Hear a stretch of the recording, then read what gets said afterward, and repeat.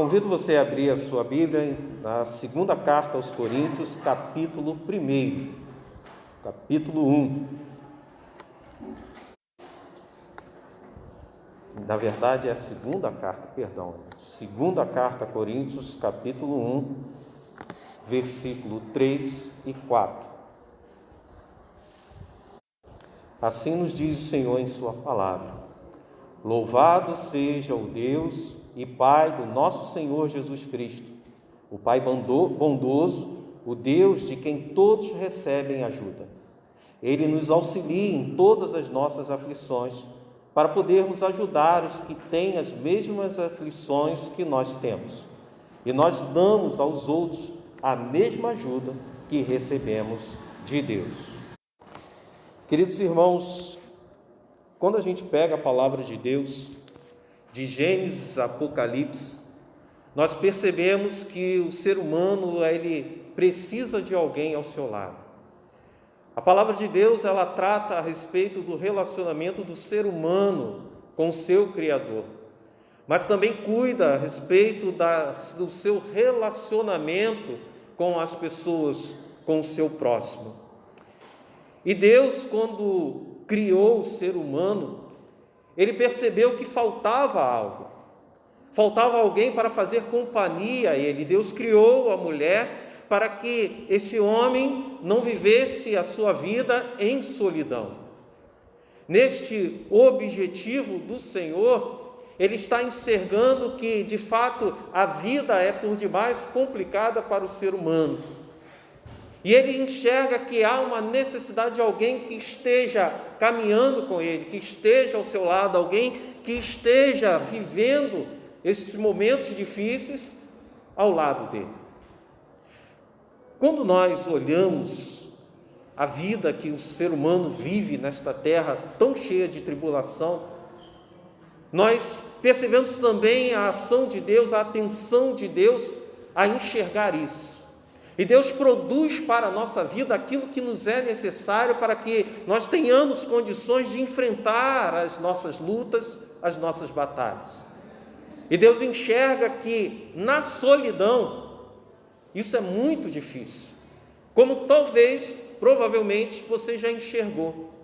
Muitas vezes nós temos pessoas ao nosso lado, mas ainda assim estamos passando pelo problema, pela dificuldade em solidão.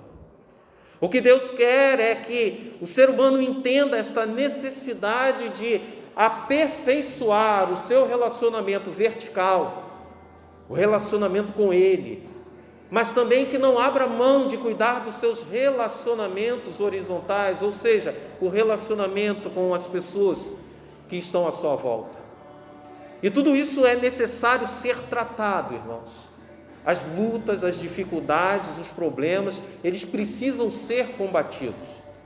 Mas como nós lidamos e as sequelas disso também, dos problemas, dos traumas, das dificuldades, isso precisa de atenção na nossa vida.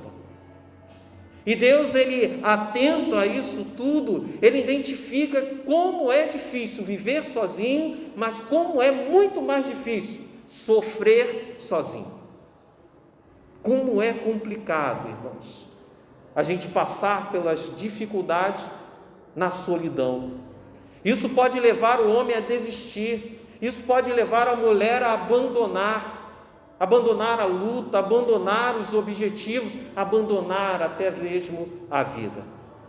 Paulo inicia esta carta aos Coríntios louvando a Deus por aquilo que Ele faz, por aquilo que Ele produz, por quem Ele é, um Pai bondoso, amoroso, que cuida dos seus filhos, que está atento às necessidades dos seus filhos.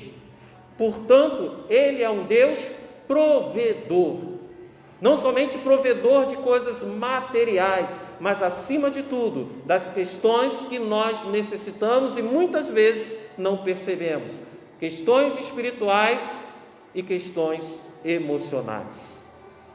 Dizemos amém às palavras de Paulo, irmãos, mas precisamos compreender aquilo que Paulo de fato está externando para cada um de nós, como externou para a igreja de Corinto.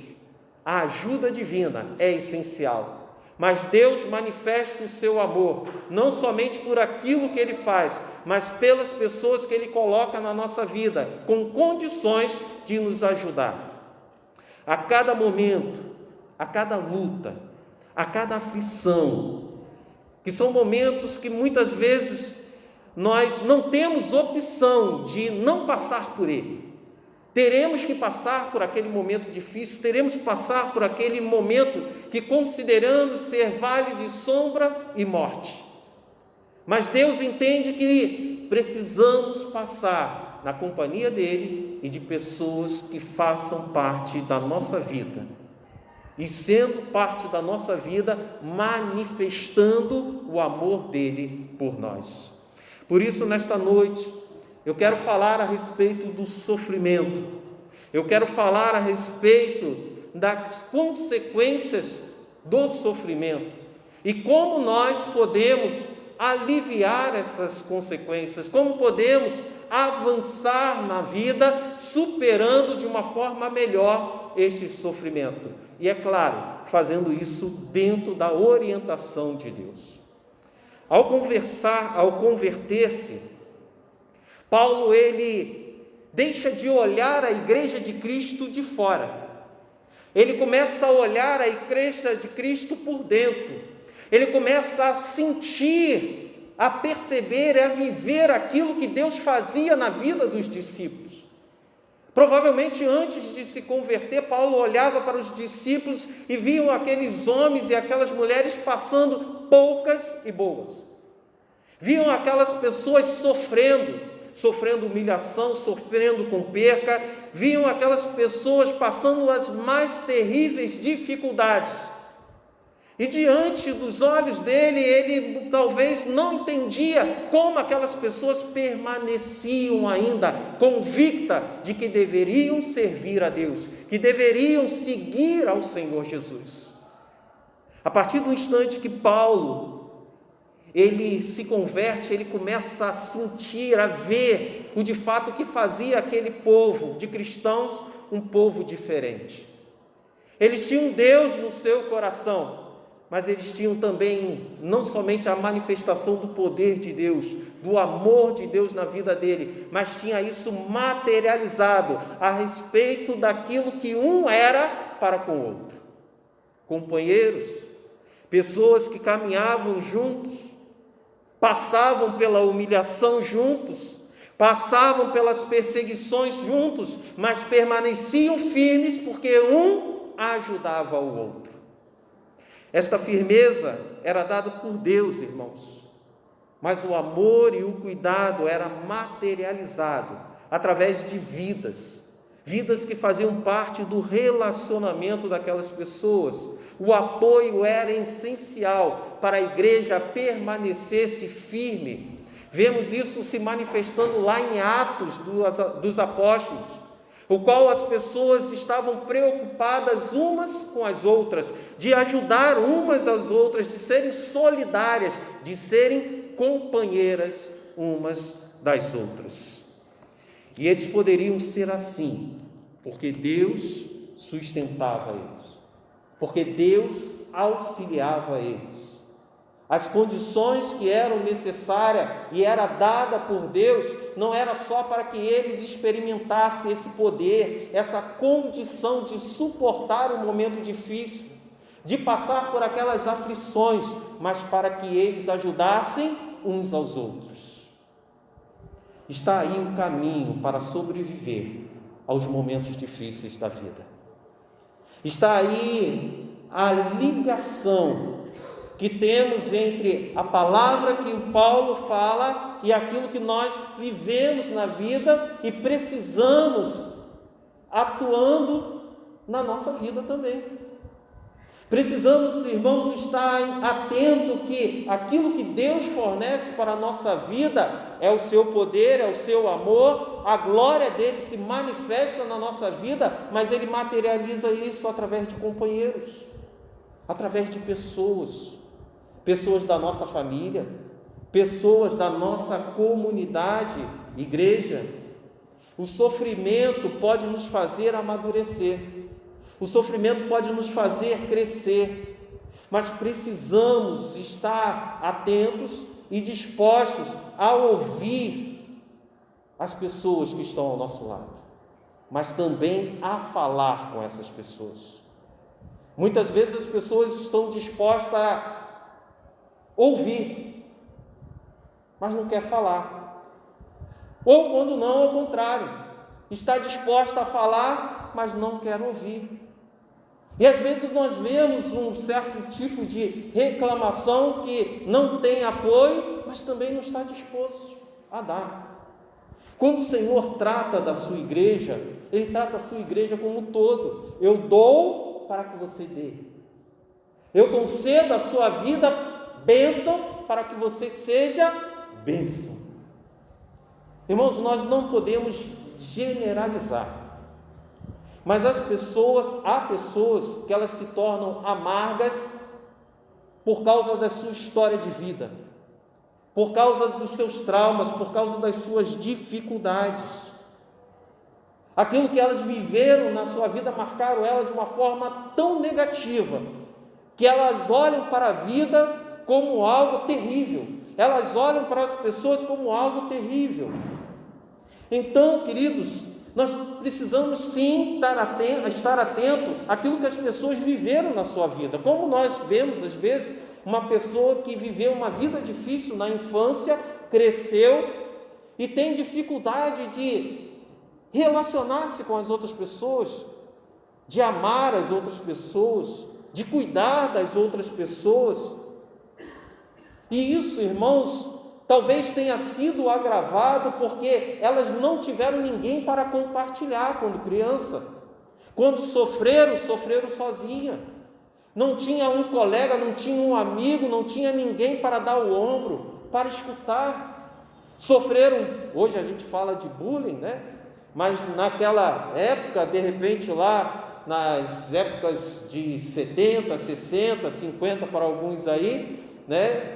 Era uma situação que nós falamos, né? Estava encarnando, né? Estava lá mexendo e a pessoa sofria com aquilo.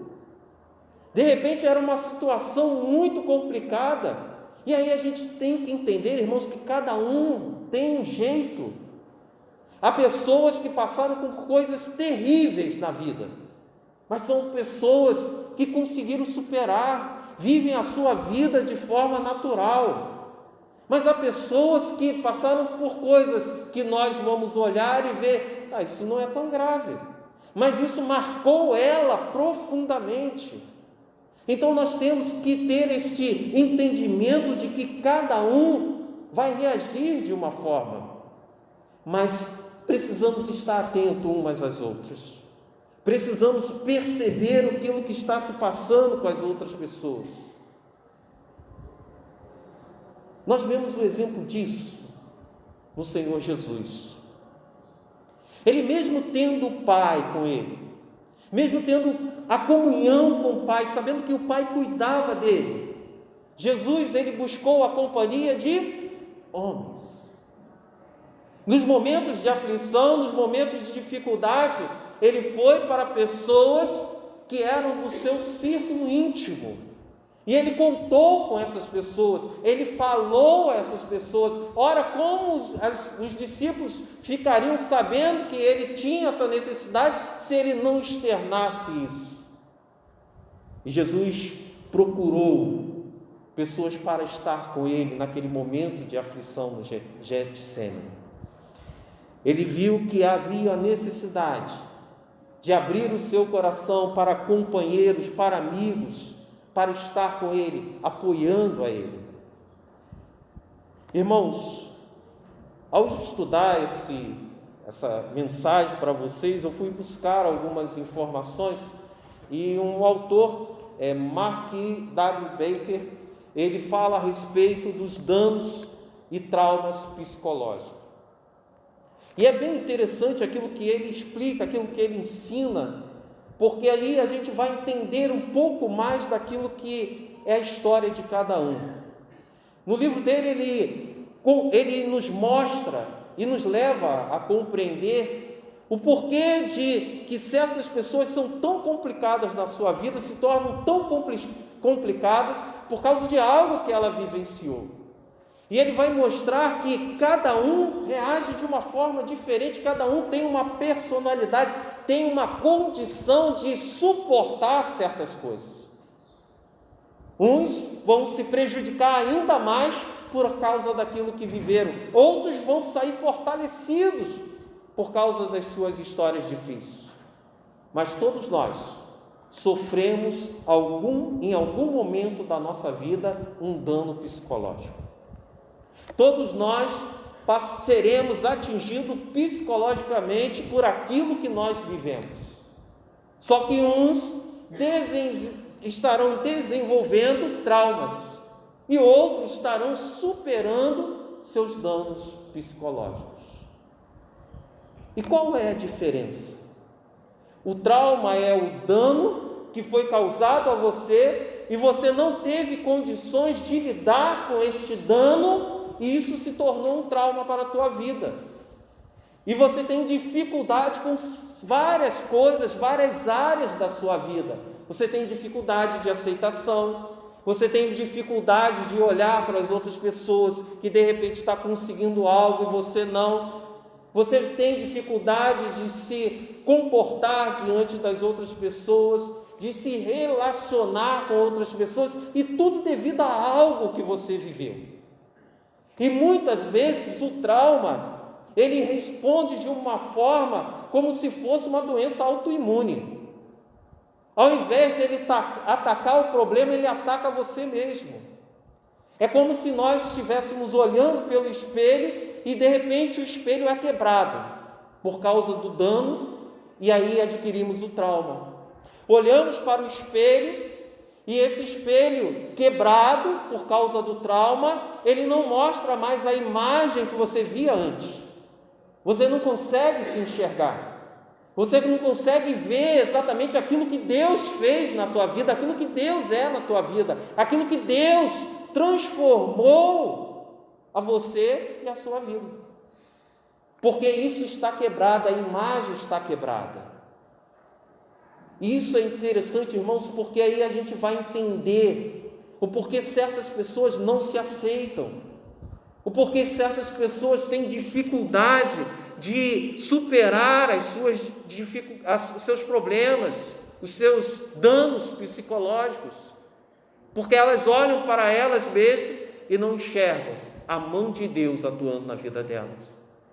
Elas muitas vezes vão se colocar numa situação de que elas são culpadas por aquilo que aconteceu na vida dela. Eu não fiz isso, eu poderia ter feito. Eu não falei aquilo que deveria falar, por isso estou sofrendo hoje. E nós vemos nessa situação não somente algo, irmãos, que seja algo físico, mas tem também a questão espiritual. Muitas vezes ao lidar com pessoas que estavam endemoniadas, deu para perceber uma ação como o inimigo, ele atua, como Satanás atua na vida das pessoas, irmãos. Ele fica em silêncio, bem quietinho ali. Você olha, é uma pessoa normal. Você olha e vê uma pessoa que está desenvolvendo a sua vida de uma forma natural e normal, mas ele está em silêncio, destruindo a pessoa por dentro, acusando ela sem cessar. Você é culpado, você não é merecedor, você não é digno de nada. Você que está vivendo isso, está vivendo por sua causa mesmo. Até o momento que ele é confrontado, até o momento em que ele se depara com Deus, e aí ele se revela, e ele mostra exatamente aquilo que ele está fazendo. Ou seja, até então ele estava atuando como um câncer silencioso, destruindo a vida da pessoa, fazendo ela se corroer por dentro. Mas a partir do instante que tem o encontro com Deus, algo é revelado. E é isso que Paulo está falando. Paulo está falando para nós, irmãos, que quando nós temos um encontro com Deus, algo modifica, somos abençoados, é acrescentado a nós aquilo que precisamos e retirado da nossa vida aquilo que é lixo, aquilo que não é necessário em nós. E através disso o Senhor vai mostrando, vai falando, mas é necessário, irmãos, irmos à presença de Deus e pedirmos a Ele que examine o nosso coração. É necessário nós fazermos um autoexame. Sim, este autoexame vai identificar, tem algo quebrado, tem algo que não está dando certo, mas depois de fazer o autoexame, o que eu tenho que ir? Fazer o exame para mostrar aonde está o mal. E este exame é difícil, irmãos, porque vai lidar com a dor. Então precisamos de Deus atuando na nossa vida para que os danos sejam tratados. Primeira Epístola de João, capítulo 1, versículo 8 e 9. Se afirmamos que estamos sem pecado, enganamos a nós mesmos e a verdade não está em nós. Se confessarmos os nossos pecados, Deus é fiel e justo para perdoar os nossos pecados e nos purificar de toda injustiça. Para que eu receba o pecado, é necessário eu confessar, abrir o meu coração, abrir a minha boca, e eu serei tratado com aquilo que eu preciso da parte de Deus na minha vida. Quando nós abrimos a nossa boca, quando nós externamos as nossas dores, as nossas mágoas começam a ser tratadas. Percebam isso, irmãos. O tratamento começa com Deus. E aí o Senhor vai tratando a gente, trabalhando na nossa vida, porque externamos aquilo que há de mal em nós. Novamente, é revelado que o tratamento começa com Deus. Eu preciso confessar os meus pecados. Os meus pensamentos não podem ficar só aqui, mas eu preciso externar ele, falar ele para Deus. Dizer para Deus aquilo que está me atormentando, aquilo que está trazendo dificuldade. Se eu me sinto culpado, eu tenho que ir para Deus, porque Ele é a solução, nele está o perdão dos meus pecados. Eu não fiz, eu deveria ter sido assim, eu deveria ter tido esta atenção. O inimigo sempre vai continuar acusando, porque esse é o papel dele. Sempre colocando na nossa mente que nós erramos, nós pecamos, nós falhamos, mas o Senhor entra nessa história para nos revelar a sua graça e a sua misericórdia, para perdoar os nossos pecados. E quando ainda assim, sabendo disso, nós voltamos lá para buscar aquele lixo e falar, eu sou culpado, nós corremos para Deus novamente e falamos, Senhor, trabalhe no meu coração, para que eu não carregue comigo esta culpa, porque não é mais minha, mas o Senhor carregou na cruz do Calvário. Cristo, irmãos, Ele foi o exemplo da manifestação do amor de Deus aqui na terra. Ele veio para que nós pudéssemos ver materializado o amor de Deus. E Deus quer que nós façamos isso também, uns com os outros. Não somente venhamos ficar de bico aberto, esperando receber aquilo que as outras pessoas precisam dar para nós, mas que estejamos dispostos a dar às outras pessoas também. E aí, irmãos, nós vamos fazer aquilo que Paulo fala, estaremos ajudando como fomos ajudados. Mas quem está sofrendo, irmãos, precisa entender a necessidade de compartilhar as suas dores. O onisciente, sabe quem é, irmãos? Deus, e somente Deus. Se fica calado, ninguém está me vendo. Se está passando pela dificuldade, ninguém fala nada comigo. Precisamos externar, porque isso é tratamento também.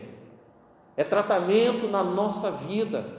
Trabalha a humildade, o orgulho, mas também externamos algo que está ferindo ao nosso coração, as dores, os traumas. Tiago 5, versículo 16: portanto, confesse os seus pecados uns aos outros e orem uns pelos outros para serem curados. A oração de um justo é poderosa e eficaz. Precisamos confessar uns aos outros, falar, conversar uns com os outros, mas há pessoas separadas para isso. Há pessoas direcionadas para isso. Precisamos orar, irmãos, para ter discernimento sobre quem Deus colocou na nossa vida para ser este companheiro nas jornadas de dificuldade que nós encontramos, para compartilharmos os danos psicológicos que nós passamos.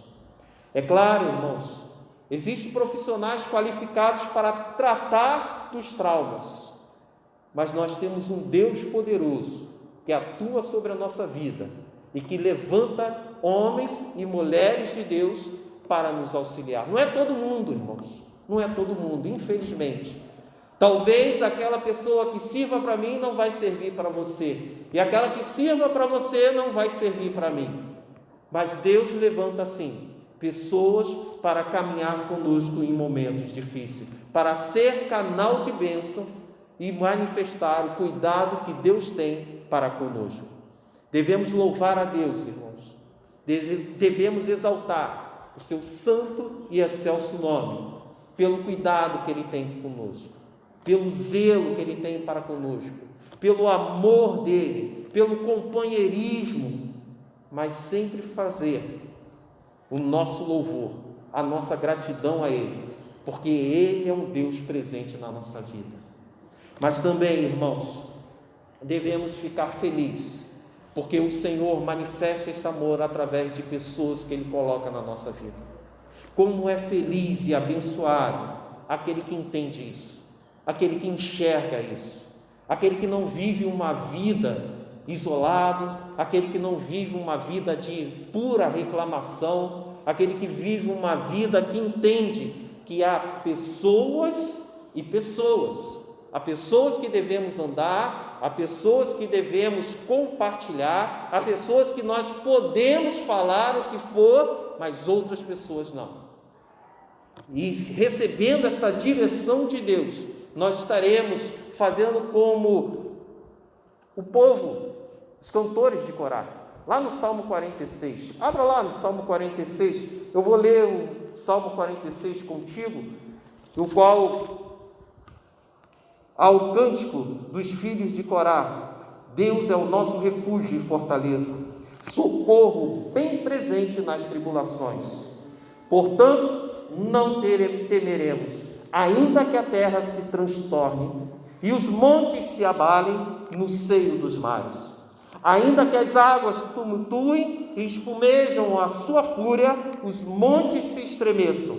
Há um rio cujas correntes alegram a cidade de Deus, o santuário das moradas do Altíssimo.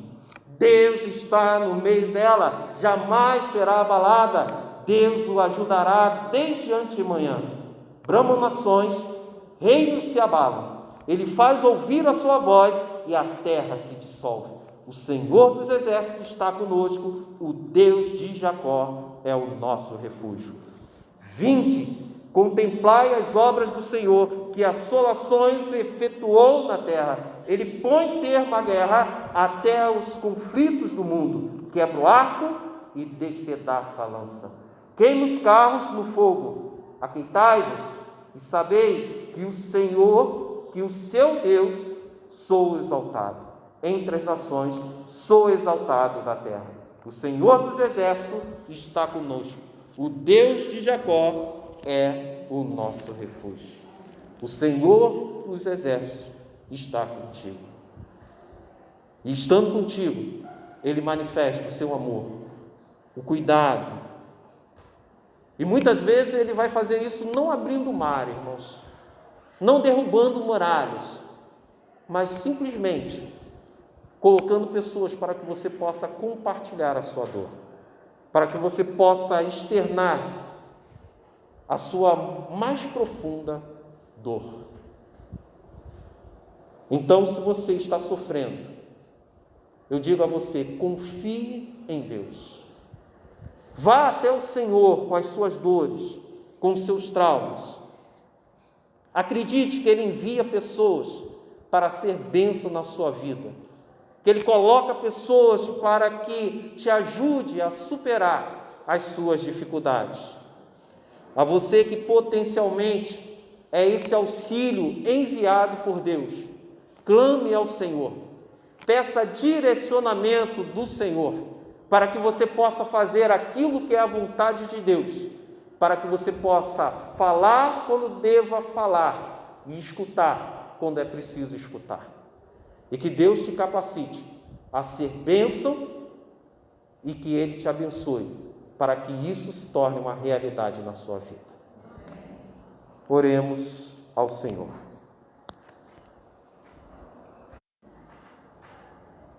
Nesse instante estaremos louvando o Senhor com o hino 314.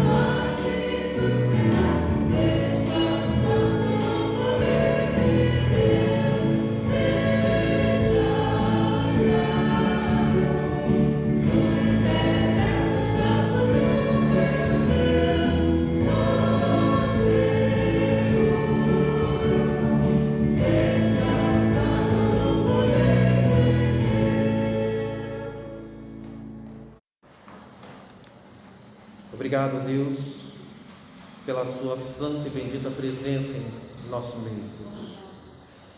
Obrigado pelas suas misericórdias, obrigado pelo seu amor.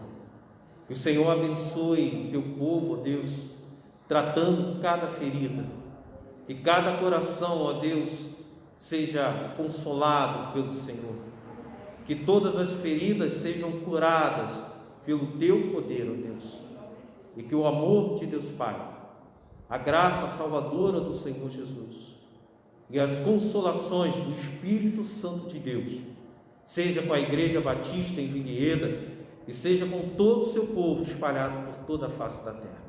É que eu te rogo, Deus, e eu te peço em nome do Senhor Jesus. Amém.